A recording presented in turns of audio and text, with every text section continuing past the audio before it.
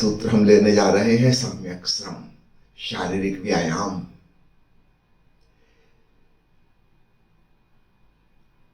प्रकृति ने हमारे शरीर को जिस भांति बनाया है वो बिल्कुल वैसा ही जैसा अन्य पशु पंछियों का बनाया है, कोई भेद नहीं है। जैसे पशु को क्रोध आता है, हमें भी क्रोध आता है। जैसे उनमें वासना है, हमें भी वासना है। जैसे उनके अंदर संग्रह वृत्ति है, हमारे भीतर भी है। जैसा उन्हें डर लगता है, हमें भी डर लगता है। और हमारे भीतर भी रासायनिक प्रक्रियाएं चलती हैं, ठीक वैसी ही जैसे किसी जानवर के भीतर होती हैं। लेकिन पिछले कोई 10,000 सालों में धीरे धीरे हम सभ्य हो गए, शिक्षित हो गए, अपने आप को सुसंस्कृत समझने लगे। यद्यपि हमारी सभ्यता सुसंस्कृति होना सब ऊपर ऊपर का है, जरा सा मौका मिलता है और हमारे भीतर का वह जानवर प्रकट हो जाता है मौके की तलाश में। विशेष रूप से जहां भीड़ भाड़ हो वहां तो फिर कहना ही क्या, वहां कोई व्यक्तिगत जिम्मेवारी महसूस नहीं होती। सब शिक्षा संस्कार सब भूल भाल जाते हैं और हम वह कर गुजरते हैं जो हमें नहीं करना चाहिए। वो भीतर सब भरा पड़ा है। ऐसा क्यों होता है? हर थोड़े समय के बाद एक विस्फोट जैसा क्रोध का होता है। व्यक्तिगत जीवन में भी, सामूहिक जीवन में भी, राष्ट्रीय जीवन में भी, अंतर्राष्ट्रीय जीवन में भी वो होना ही सुनिश्चित है। इसको थोड़ा सा शरीर विज्ञान की दृष्टि से समझना। चलो हम अनेक दुर्भावनाओं में से एक का उदाहरण ले लें, क्रोध। कोई ऐसी घटना घटी जहां पर क्रोध उत्पन्न हुआ, भय उत्पन्न हुआ। सोचो हम एक आदिवासी जंगली व्यक्ति होते और किसी भयंकर जानवर के सामना हो गया जो हम पे अटैक करने वाला था और हम डर की वजह से भागे। अब दो ही चीज थे, या तो हम उससे लड़ें, जूझें या भागें। इसको बोलते हैं सिचुएशन ऑफ फाइट और फ्लाइट। लड़ो या भागो, एक इमरजेंसी सिचुएशन है। हमारे शरीर के अंदर उस प्रकार के रसायन पैदा हुए जिन्हें हम हार्मोन्स, न्यूरोट्रांसमीटर्स कहते हैं, जिन्होंने हमें इसके लिए तैयार किया। यह सब कुछ with in a fraction of second हो जाता है। जैसे हमने शेर को देखा सामने, वो झपट्टा मारने वाला था, एक क्षण से भी कम में अचानक हमारे अंदर ताकत पैदा हो गई। हमारे ब्रेन ने जैसे ही यह इंफॉर्मेशन प्राप्त की कोई आक्रमण होने वाला है, हाइपोथैलस ने पिट्यूटरी ग्लैंड को आदेश दिया, पिट्यूटरी ग्लैंड ने एपिनेफ्रिन ग्लैंड को आदेश दिया, एपिनेफ्रिन ने हार्मोन छोड़ दिया, एड्रिनलिन, नॉर एड्रिनलिन।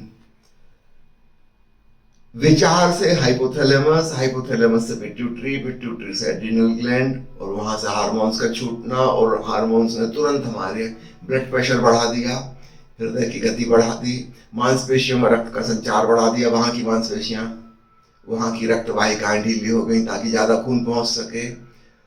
अन्य जगहों से जहां जरूरत नहीं थी ज्यादा खून की, वहां से विड्रा कर लिया ब्लड सर्कुलेशन को, वहां की नसें सिकुड़ गई, वहां खून की जरूरत नहीं है। अभी भागने की सिचुएशन है, सांस तेज चलने लगी, फेफड़ों को ज्यादा ऑक्सीजन की जरूरत है क्योंकि मसल्स काम में आएंगी, तेजी से भागना है। भागे, पेड़ पे चढ़ गए। अब शेर पेड़ पे चढ़ नहीं सकता, ऊपर पहुंच गए। ऊपर पहुंच के फिर हम धीरे धीरे रिलैक्स हुए। पहले हमारा सिंपैथेटिक नर्वस सिस्टम स्टिमुलेट हो गया था, जिसने हमें अद्भुत शक्ति से भर दिया। हमने अपनी जान बचाई।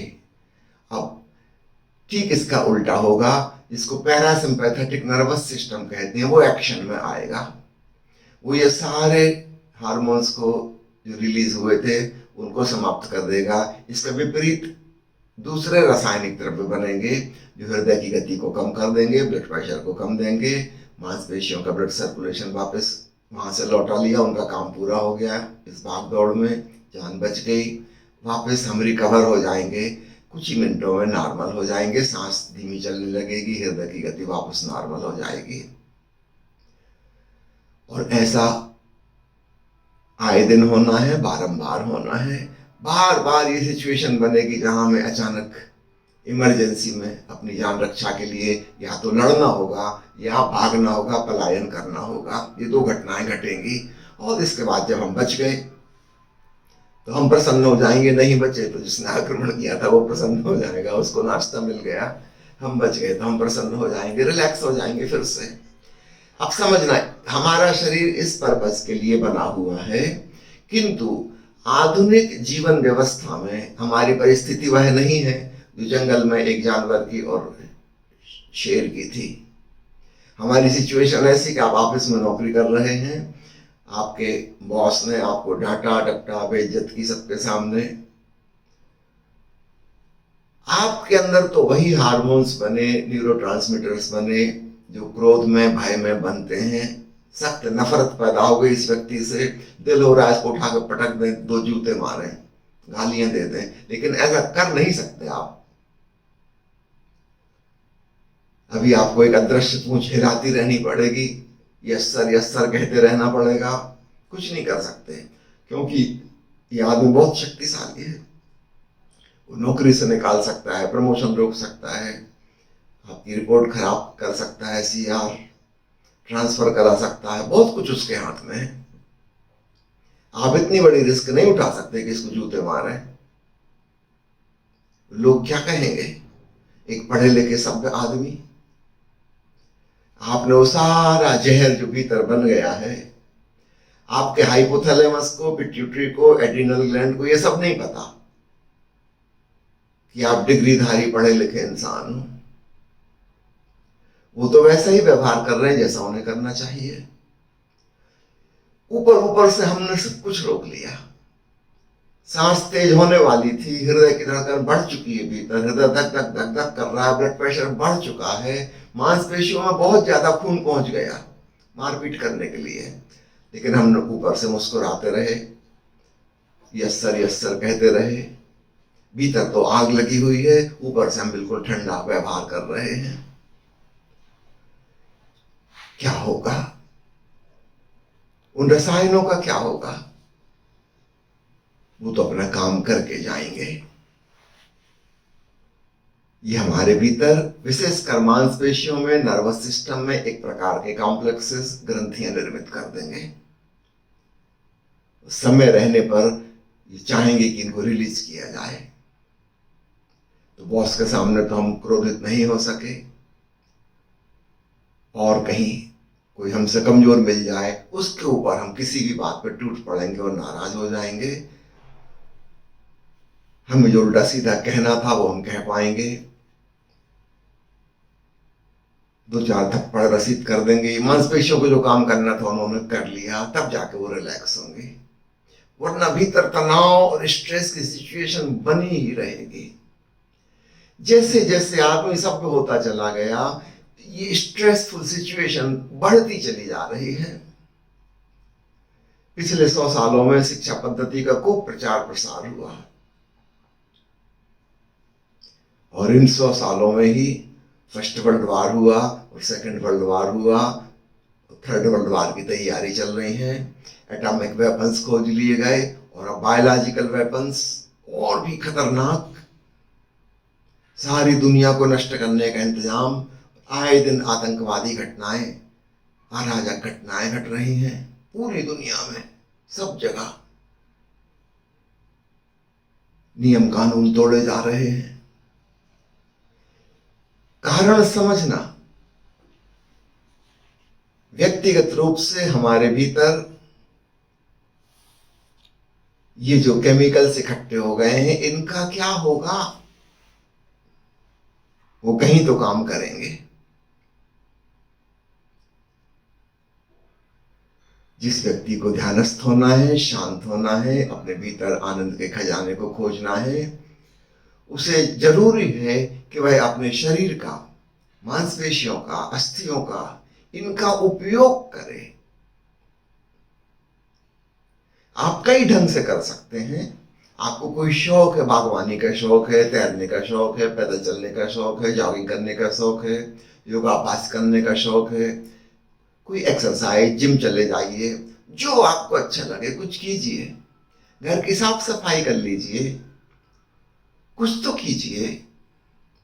यदि हम कुछ नहीं करेंगे, आराम से बैठे रहेंगे, हम कहेंगे हमको जरूरत नहीं, हमें क्या करना है, बस काज में बैठ के ऑफिस गए, ऑफिस से लौट के आके सोफा पे बैठे हैं, हाथ में रिमोट रखे हैं, टीवी के चैनल बदल रहे हैं कि मोबाइल पकड़े हैं, बस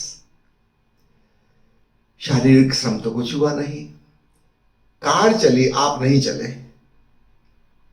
यदि जंगल में होते तो कम से कम 10-20 मील प्रतिदिन भाग दौड़ करनी ही होती, तब जाके अपने जीवन की रक्षा कर पाते, भोजन जुटा पाते, पानी पी पाते। कोई जगह जगह पानी नहीं रखा था फ्रिज में कि जाकर खोला और निकाल के पी लिया। पानी की खोज में 2-4 मील चलना पड़ता। हर पेड़ में जगह जगह फल नहीं लगे होते, कई दिन भूखा ही रहना पड़ता बीच बीच में। पेड़ों पे चढ़ना पड़ता, भागना पड़ता, दौड़ना पड़ता, खोजनी पड़ती नई जगह। जहां आप रहोगे वहां के फल धीरे धीरे खत्म हो जाएंगे। जो आदिवासी कबीला जहां रहेगा वहां फल खत्म। अब कहीं मूव करो, फिर नई जगह पहुंचो, फिर खोजबीन शुरू करो। भोजन जुटाना, पानी पीना, अपनी जान बचाना, इसके लिए आपको कम से कम 20 मील प्रतिदिन एवरेज की भाग दौड़ करनी पड़ती। बहुत मेहनत, बहुत श्रम लगता। शरीर उसके लिए बना है, और अगर शरीर का वैसा उपयोग हमने नहीं किया तो शरीर में रेस्टलेसनेस और बेचैनी बनी रहेगी, और हम चकित होंगे कि हम ध्यानस्थ क्यों नहीं हो पाते। भगवान बुद्ध ने जो विधि कही थी हम कर तो रहे, सांस की विधि, कुछ होता ही नहीं। भाई भगवान बुद्ध ने जिन लोगों से कही थी वो लोग कोई और थे, वो किसान थे, वो मजदूर थे, उनके सन्यासी भिक्षाटन के लिए जाते थे। तो ऐसा नहीं था कि एक ही घर में गए और भिक्षा मिल गई। जंगल से गांव तक आना, दर दर भीख मांगना, मुश्किल पेट भर पाएगा। उनको भी 10-20 किलोमीटर चलना पड़ता था। बुद्ध ने तो ध्यान ही बना दिया था, चक्रमण ध्यान की, चलते हुए ध्यान करो, क्योंकि रोज 3-4 घंटे तो उसी में लगते हैं पेट भरने के लिए। बहुत श्रम, बहुत मेहनत करते थे। इसके बाद जब वो बैठेंगे तो निश्चित रूप से सांस के साक्षी हो पाएंगे और परम शांति को उपलब्ध कर लेंगे। अब आप सोच रहे हो कि अपने घर में बैठे बैठे बिना कोई काम धाम किए आप विपश्यना कर लो, भूल जाओ, कभी नहीं होने वाला। आप कितने ही साक्षी बनने की कोशिश करो सांस के, कुछ होगा नहीं, क्योंकि भूमिका ही निर्मित नहीं हुई।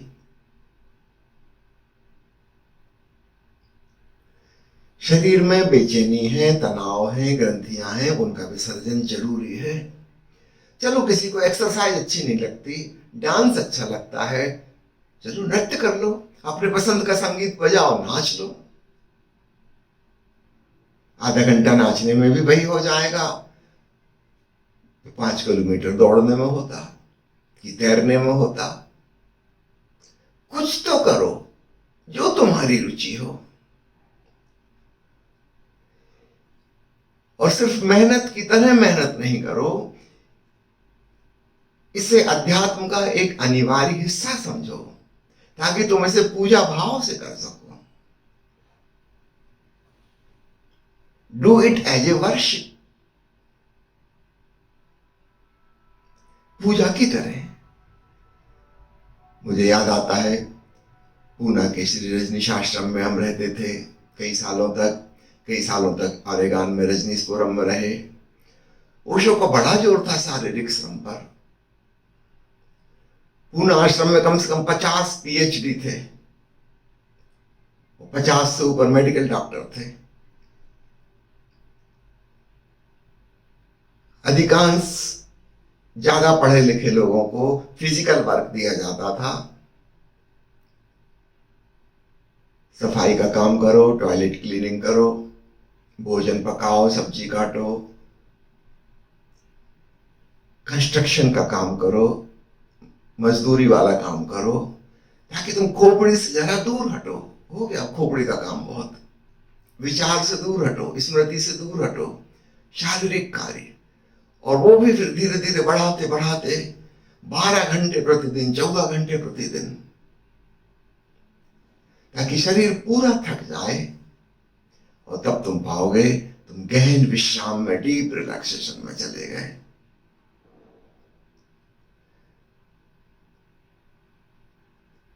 आपको अपने योग्य शारीरिक श्रम खोजना होगा, चाहे वो आपके लिए जरूरत ना हो।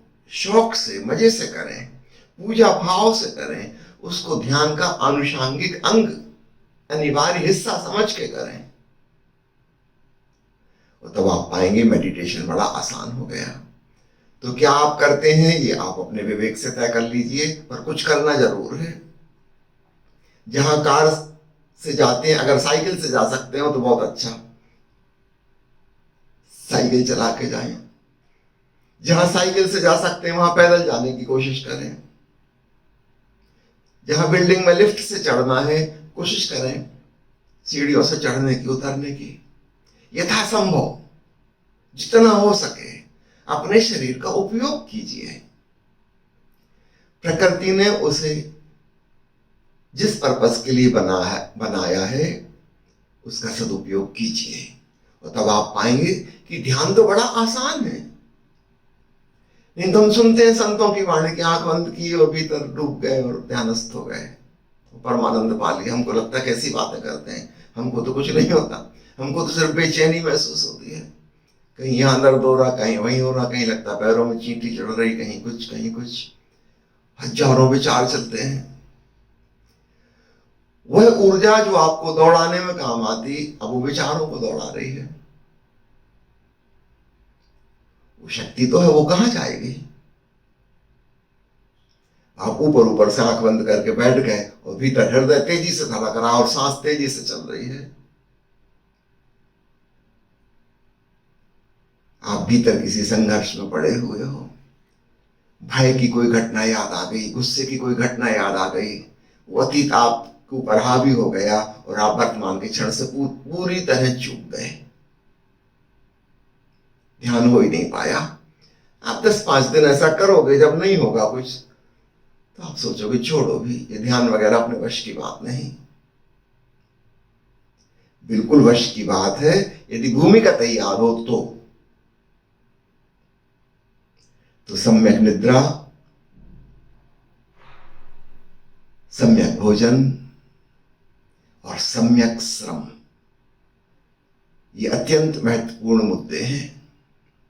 इनको अगर आपने ठीक से व्यवस्थित किया विवेक पूर्वक, तब आप पाएंगे ध्यान तो बड़ा आसान है। अन्यथा आप कुछ करते रहो जिंदगी भर, चाहे मंत्र जाप करो, चाहे ये विधि करो, चाहे वो विधि करो, शास्त्र बदलो, सिद्धांत बदलो, गुरु बदलो, जो करना है करो, ध्यान नहीं होने वाला, शांत नहीं हो सकोगे कि आपने बुनियादी चीजों को छोड़ दिया। जीवन रूपांतरण नहीं हो सकेगा।